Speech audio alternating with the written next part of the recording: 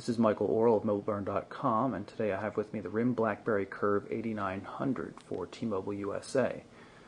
This is a new version of the Curve series, the 8900 series. Updates the 8300 series that we've seen for a while now. Gives it a more bold-like look. You can see metallic finishes like that. A brand new display with better than half VGA resolution, which is really nice. Also runs the BlackBerry OS version 4.6. Take a look at the keyboard, full QWERTY keyboard. You can see it's very much like that on the previous Curve devices in that the keys all have spacing between them, unlike those on the Bold and the 8800 series devices in the past, which are all butted right up against each other.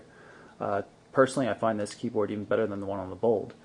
The trackball seems a little bit smaller on the 8900 series though, and it's also black instead of white.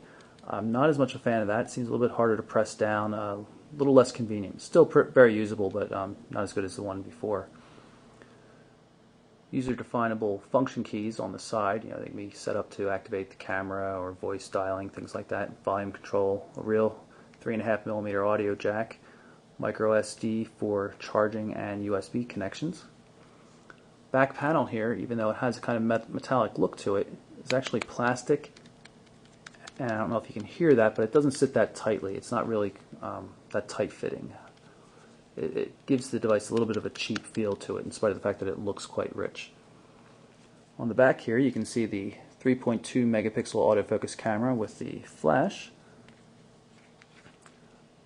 Up top, it's a little hard to see. The marks are pretty faint, but we have the, just like on the Storm and such, there's a lock key here and there's a mute button here built into the top panel, so you just press on to lock and unlock. This runs the version 4.6 of the BlackBerry OS, so it has a slightly different look. It's not quite up to Storm specs, but it's definitely on par with the Bold.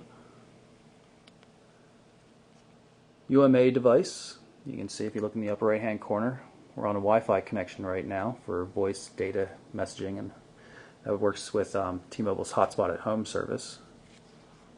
Great if you don't have good GSM coverage in the house. And that's part of the issue here. Is also it's just GSM coverage. There's no 3G support in this device. But in any event, we'll be taking a closer look at this device in the future in a full-length video review. But for now, that's a quick look at the RIM BlackBerry Curve 8900 for T-Mobile. It goes on sale February 11th for $199.99 with a new 2-year contract and a data agreement.